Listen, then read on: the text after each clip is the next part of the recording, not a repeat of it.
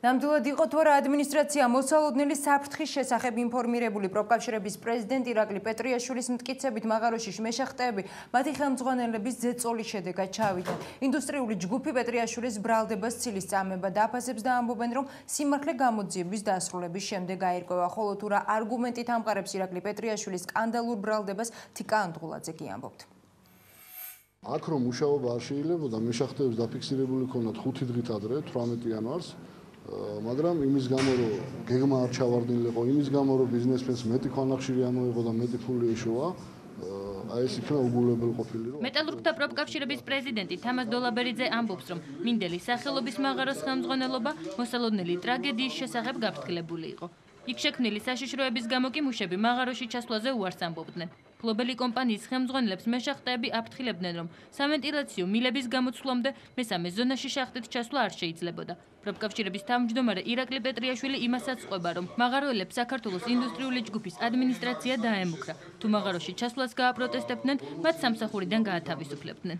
აფეთქება არ უნდა მომხდარიყო შახტაზე, იმიტომ რომ 5 დღით ადრე იყო კონფლიქტი დამსაქმებლებსა და დასაქმებულებს შორის, სადაც დასაქმებულებმა ასევე პროფკავშირების აგვისტოს მოთხოვნის შედეგად მისცეს ეგრეთ წოდებული აერმზომები და მათ გაზომეს მეთანის შემცველობა იყო 6%-ზე მეტი. მინდა გაუწყოთ, რომ 2%-ზე მეტი მეთანის შემცველობის შემთხვევაში ასაფეთქებელი და საბურღი სამუშაოები წესით უნდა იყოს შეჩერებული. ეს ორი გამკვეთი იყო ჩახერგილი. რაკი ეს ჩახერგილი იყო და აქედან დახმარება არ ხდებოდა ბუნებრივი ჰაერის ნაკადის, სამენტილაციო მილში დაბერილი ჰაერი მოდიოდა ამ ნაკადში, ბრუნდებოდა, ტყუილად მუშაობდა ეს ჰაერი. და აი აქ მიიყუჟა მეთანი. დაიმალა ფაქტიურად, იყო გაჩერებული და როდესაც აი ამ ადგილში ბრიგადამ მოახდინა აფეთქება, შესაბამისად აალდა ეს მეთანი. დაშავებული 4 მეშახტის ახლობლები კი ამბობენ, რომ მაღაროელებმა არაფერი იცოდნენ მესამე ზონაში არსებულ საფრთხესთან დაკავშირებით. ოჯახის წევრები ყვებიან, რომ მათ ეს ინფორმაცია თავად დაშავებულებისგან მოისმინეს. უნდა გაირკვეს რა მოხდა და იგი თუ არა მაგიროც ცნობდათ რომ აფეთქდებოდა და იგი ვინ შევიდოდა იქ. არავინ. მეშახტეების მიერ შეცდომის დაშვების ვერსიას არ იზიარებს მიხეილ სააკაშვილიც. პრეზიდენტმა უნდობლობა გამოუცხადა პირველად დასკვნას, სადაც წერია, რომ აფეთქებაში ბრალი მხოლოდ მაღაროელებს მიუძღვით. მისი თქმით, გამოძიება მინდელის სახელობის მაღაროების მფლობელი კომპანიის წარმომადგენლების ბრალეულობაზეც უნდა გაამახვილოს ყურადღება. ინდუსტრიული ჯგუფის ტექნიკური განყოფილების წარმომადგენლები დღეს მთავარ ოფისში არ იმყოფებოდნენ. ჩვენ მხოლოდ სატელეფონო ინტერვიუს ჩაწერა შევძელით.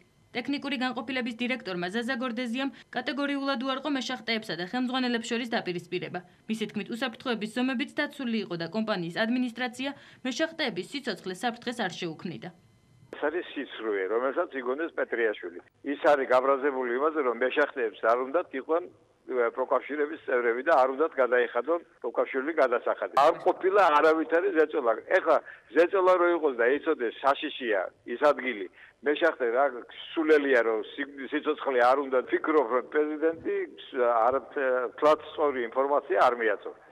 საქართველოს ინდუსტრიული ჯგუფის წარმომადგენლების თქმით, საგამოძიებო კომისიის წევრები მათ ოფისში დღეს ღამითაც შეიკრიბებიან და გეგმებზე ისაუბრებენ. კომისია მეცნიერებისგან არის დაკომპლექტებული, რომელთა ერთი ნაწილიც უკვე ტყიბულში ადგილზე ატარებს გამოძიებას. მეორე ნაწილი კი მინდელის სახელობის მაღაროში ხვალ ჩავა.